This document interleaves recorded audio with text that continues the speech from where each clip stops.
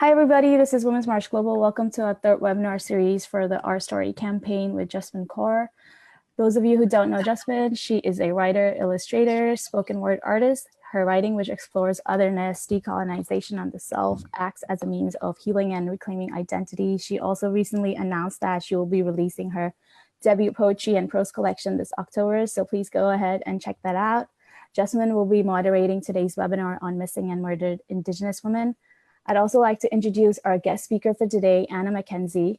Anna McKenzie is a member of the Pasquia Cree First Nation with roots in the Scott Metis community in Saskatchewan. She is a graduate of the First Nation and Indigenous Studies program from the University of British Columbia. Anna's work has centered around supporting Indigenous youth in foster care. She currently works as the strategic engagement and communications professional at a Vancouver-based Indigenous advisory firm. If you have any questions for our speakers, please send it through the comment box below. We'll be answering them at the end of the session. A recorded version of this webinar will also be available on Facebook for those who can't make it today.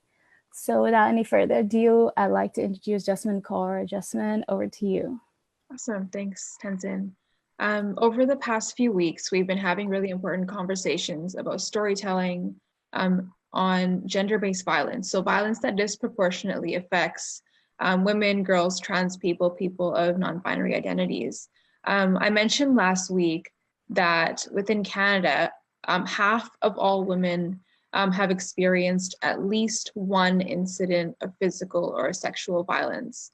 And I also talked a bit about how violence against women and girls, gender-based violence, is affected by intersecting identities. So we talked about very briefly how violence disproportionately affects First Nations girls and women. We know that the rates of both domestic violence and non-domestic violence are much higher for First Nations girls and women within Turtle Island, within Canada, than those for non-First Nations, non-Indigenous girls and women. We know that First Nations girls and women are 3 times more likely to report violent victimization of any sort, whether in a domestic relationship or outside of that. And it's like tragic to even talk about these as just numbers, because I'm looking at this number right in front of me, which says that Indigenous women are killed at 6 times the rate of non-Indigenous women, despite being a very low overall percentage of the population of Canada. Just this past week, the 28th annual Downtown Eastside Women's March, Women's Memorial March, took place in Vancouver. This is a march that first began in 1992 after the murder of a First Nations woman on Powell Street in Vancouver. And since then, marches have been held on the same day all over Turtle Island, which is the decolonial name for the land which is colonially known as North America. And I think the fact that this march has been ongoing for 28 years really speaks to the ongoing endemic of violence against First Nations girls and women and the lack of justice that we are seeing. We know that Canada has launched a national inquiry into missing and murdered Indigenous women and girls. However, there is still no way to know exactly how many Indigenous women and girls have gone missing because of holes within national and provincial municipal data. But the most accurate data that we have seen, shared by the RCMP, suggests that close to 1,200 cases across Canada alone exist of missing and murdered Indigenous women and girls, and that data is as of 2014. Tina Fontaine is the most recent case who went missing at the age of 15 in Winnipeg, Manitoba. Her accused murderer went to trial and was acquitted. No further charges were laid on anyone, and I think that really speaks to the silence around the victimization of Indigenous girls and the lack of justice that we're seeing. So with that said, I kind of want to pass the mic over to Anna I had the honor of meeting Anna years ago at an event centered around gender-based violence and missing and murdered Indigenous women and girls. And I've learned so much from Anna's work since then. So I'm grateful to be in dialogue with her today. My first question, we know that the topic of missing and murdered Indigenous women and girls is discussed today, but there are historical roots to that violence. This violence didn't just come out of nowhere. So my question is really, how does history play into the violence that we see against Indigenous girls and women today on Turtle Island? Well, thanks, Jasmine, for inviting me to speak today. Before I get started diving in a little bit to the historical context on Indigenous women and girls' experiences with violence in Turtle Island, I'd just like to acknowledge that I'm speaking with everybody today from the unceded homelands of the Musqueam, Squamish, and Tsleil-Waututh First Nations, also known as Vancouver. I'd also like to acknowledge that although I'm an Indigenous woman, my family comes from the Opaskwayak Cree Nation, but I don't speak on behalf of all Indigenous people, but what I can offer and provide is just a perspective as an Indigenous woman living within Canada. I'd like to also just contextualize speaking today from my own personal sort of coming into an understanding of violence towards Indigenous women and girls. The first incident of violence that I came across was Helen Betty Osborne, who was an Indigenous woman from Norway House First Nation, was brutally raped and murdered on my home territory, on my reserve in the 1970s. And that case really was one of the first to sort of illuminate the violence towards Indigenous women because the 5 men were never charged. Moving forward to 2017 and the devastation surrounding the murder of Tina Fontaine, a young Indigenous girl who was in foster care, living in a motel in Winnipeg, Manitoba, who was also murdered and her body disposed of in the Red River. And no charges laid against her accused killer. So, you know, there hasn't been a lot of change in terms of the ongoing violence towards Indigenous women. And I really want to speak to the power that Indigenous women hold. But I'll end our interview today just sort of lifting us up in a good way. But historically, just to connect with your question on how does historical and colonial violence against Indigenous women and girls factor into the contemporary violence against Indigenous peoples as a whole today. So prior to settlement, Indigenous women held many positions of authority in law, in governance, in trade. So when settlers first arrived here, I think they were a little bit shocked sort of seeing the roles of Indigenous women all across Turtle Island. Very diverse communities that we come from with hundreds of different languages, ways of knowing. Also, for example, life-giving was seen as a high power within our communities. And I also want to situate my conversation today as a mother-to-be. I'm 5 months pregnant, and a teaching I recently received from my community is when you're pregnant, when a woman is pregnant, you're connected to Creator. And so people, elders or leaders in our communities would often come to us and offer medicine and ask for advice. And I think that is just an example of just sort of changing the lens or challenging the lens in the society that we live in today, that where we come from, women held a vast amount of power and autonomy and strength over our bodies. So upon arrival, settlers relied pretty heavily on Indigenous people and Indigenous nations to sort of help navigate how to live and how to survive and how to trade. So our relationship was really founded on a nation-to-nation understanding. So after Britain defeated the French, those alliances were no longer needed, and the relationship really changed from one of cooperation and nation-to-nation understanding to one of conquest. The conquest, I guess, project really led to the Indian Act, which is a piece of legislation that still exists here today in Canada. And similar legislation all over the world exists to legislate over Indigenous people and Indigenous bodies.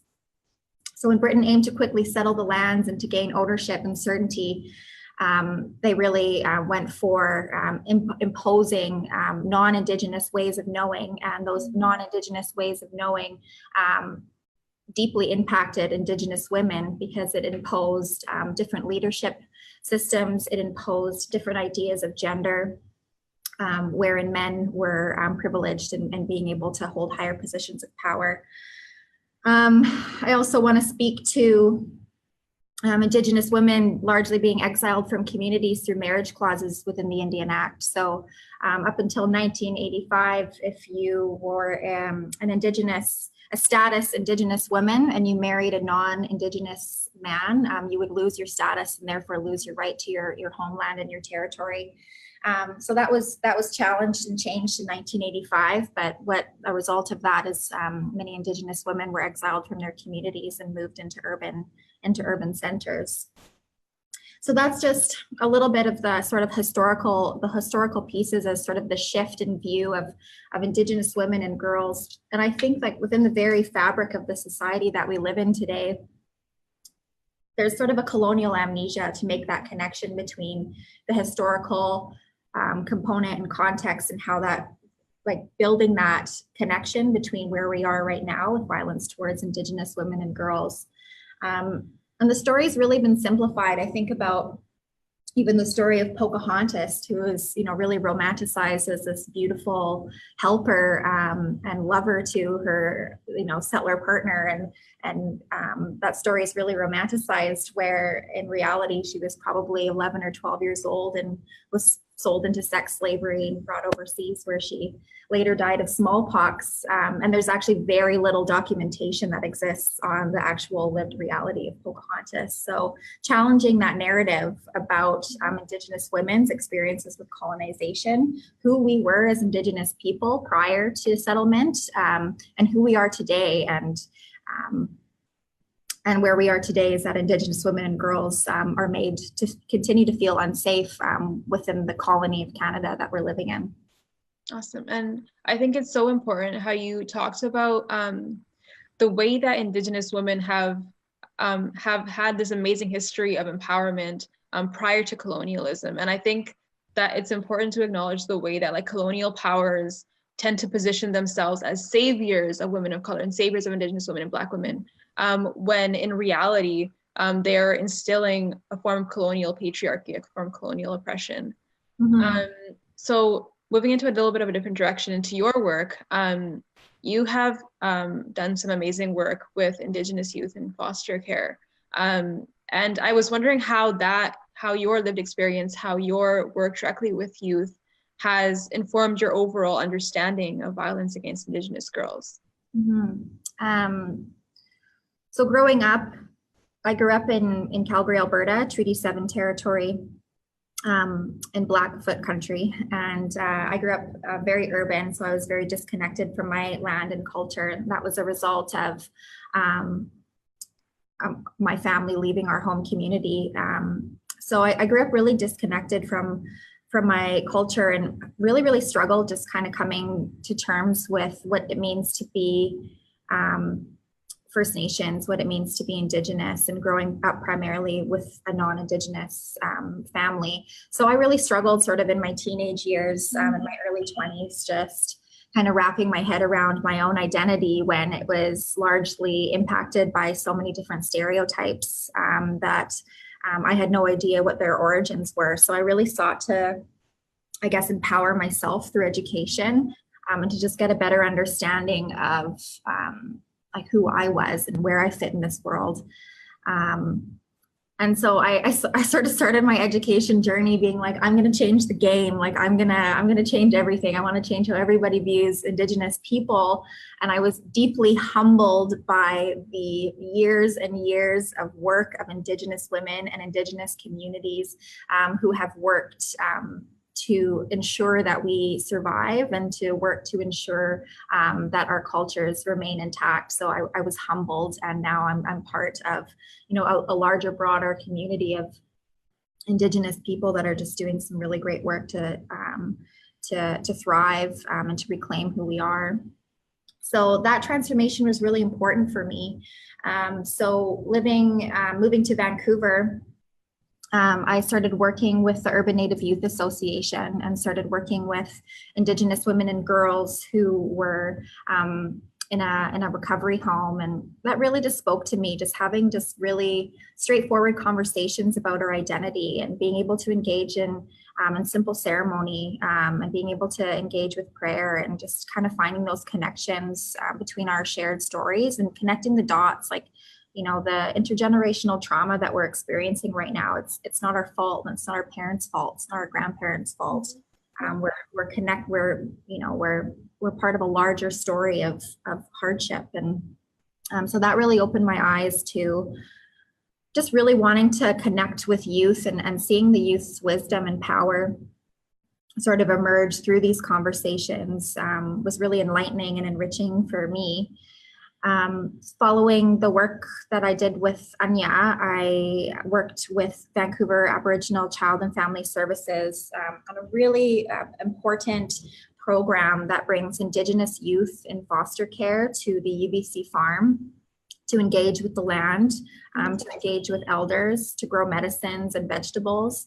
And so this really magical thing happens there is, you know, we don't go in and, start speaking right away about like colonization, the Indian Act, like residential schools. You know, we start by getting our hands dirty and growing medicines and learning about the teachings of tobacco and learning about our inherent connection with the land. And through that, these other conversations emerge, and you can see sort of youth starting to connect the dots on their own about why it might be that they're in foster care, and why it might be that they're surrounded by their peers or adults in their life that may hold negative stereotypes towards us, and they start to feel more empowered to be able to speak about who they are.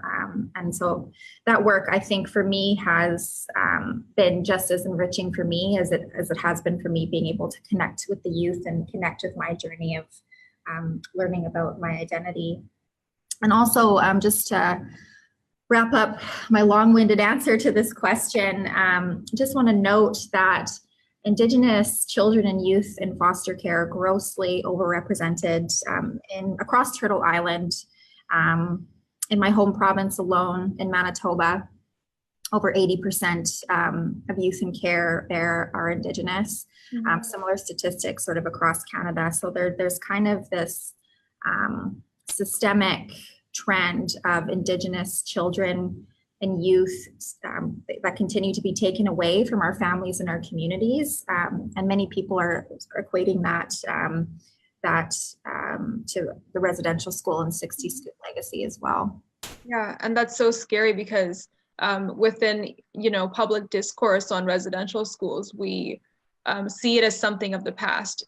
Or something that has ended, but it really hasn't, and its effects are intergenerational, and the fact that 80% of youth, Indigenous youth in Manitoba, are in foster care, or that 80% of children in foster care are Indigenous, speaks to that continuation of like residential schools, like toxic legacies.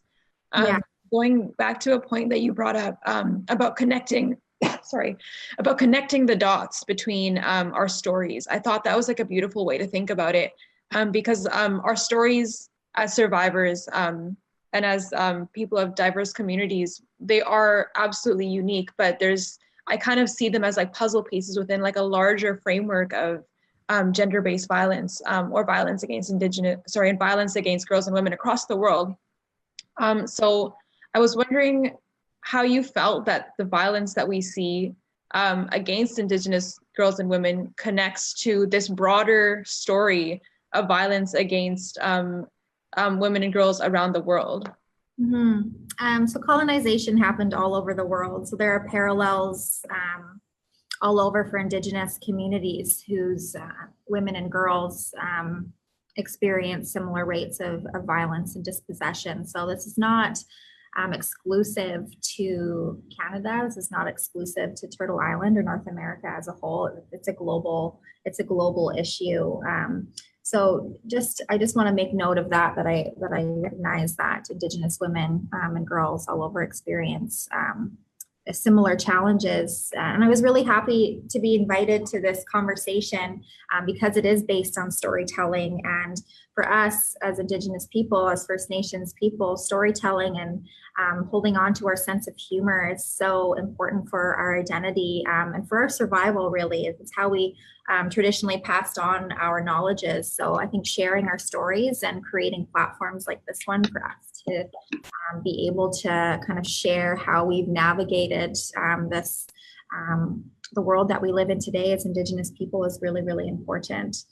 So I think, just to answer your question, just continuing to just share our stories and share the different initiatives that are happening and the creativity that women of color, people of color all over the world are using to really create platforms for ourselves. And we're living in a really scary time right now. And, you know, I can't help but just like shake my head, like, is this where we're at as in our world, as a society? As, you know, I'm bringing a child into this world, I want to be able to just create safety and, you know, tolerance and understanding, and you know, and that requires a lot of work, and that really requires us collectively to stand up and be like, you know, we're still here, we're still strong, we're still deeply connected with our communities and our cultures and our ways of being. And if we're not, we don't have that deep connection, we're working on it. And we're doing that through sharing our stories and connecting with each other. Sorry. So just as we move towards ending off, I was wondering what resources you had to share that would be specific to supporting Indigenous girls and women on Turtle Island, as well as those that may be helpful for the global Indigenous communities as well. Well, the first note that I'd like to make is just showing up it has so much power. So the Downtown Eastside Women's Memorial March this year, the 28th annual in Vancouver, there are people from all walks of life that walk in solidarity and walk behind Indigenous women elders that lead that march. And it's not just Indigenous women who experience violence in that particular space, but the movement is largely led by Indigenous women because we're disproportionately overrepresented in that space. So just showing up physically in our spaces. I also want to note Chelsea Luger, who's Ojibwe and Lakota. She's co-founder of Well for Culture, which is an Indigenous wellness movement, really focuses on decolonizing our diets and connecting with movement. She spoke at the Women's March in Arizona a couple of months ago. And her speech is available to watch on Facebook and YouTube. So when I put together a list of resources, I think that what she has to say is really important. But she mentions a really important point. It's not ask what you can do for Indigenous people, it's what can you learn from Indigenous people, because at this shift right now, you know, we're at a standpoint where there's just a lot of hatred going on out there. And I think that Indigenous people's inherent wisdom and knowledges have a lot to offer for moving where we are as in humanity in a different direction. So not what you can do for Indigenous people, but how you can hold us up and hold up our stories and hold up our perspectives. Another group or collective is the Rematriate Collective, which started here in Vancouver in response to just being sick to death of the sexualization and misrepresentation of Indigenous women and Indigenous art and fashion in particular. So that movement, the Rematriate Collective, I think in my perspective, does a really incredible job challenging and reclaiming the diversity of power of Indigenous women's identity. So I know that they put on a bunch of different events, and the collective itself is full of a diverse group of Indigenous women from all over Turtle Island that all have really strong voices and skills to be able to share, to showcase the diversity of our culture. Indigenous feminist writers, there are so many. That was one of my favorite courses that I took in First Nations and Indigenous studies that truly humbled me, weaving together academic jargon as well as just who our stories. Lee Maracle is an incredible writer and activist. Dr. Dory Nason, who was one of my professors in Indigenous feminisms at UBC. There's a real robust sort of emerging literature, literary space for Indigenous people right now, specifically Indigenous women. Katharina Vermetti, Leanne Simpson, Therese Marie Mailhot. And I will provide sort of a list of some of this literature as well. And for anybody out there that really appreciates academic journals, they're good as well. There's some really great academic journal articles out there as well that weave together our stories as well as sort of supporting it within that academic space. And there are many advocates. There are plenty of Indigenous women advocates that are doing incredible work out there. Cindy Blackstock has really paved the way for Indigenous child welfare in Canada.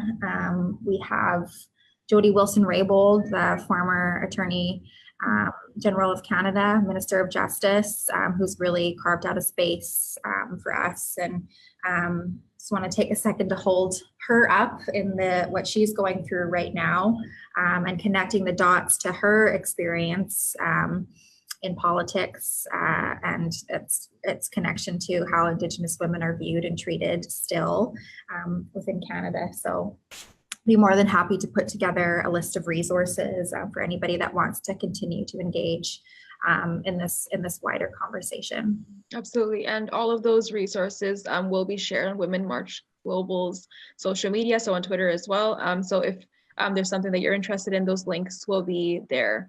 And so important how Anna mentioned that as allies, our job is not to speak over or speak for, but to learn from Indigenous leaders, to learn from Indigenous elders, to learn from Indigenous communities, and to use perhaps our privileges or our platforms to be able to amplify those voices rather than speaking over. Very important in the world that we live in, where often we see the opposite taking place.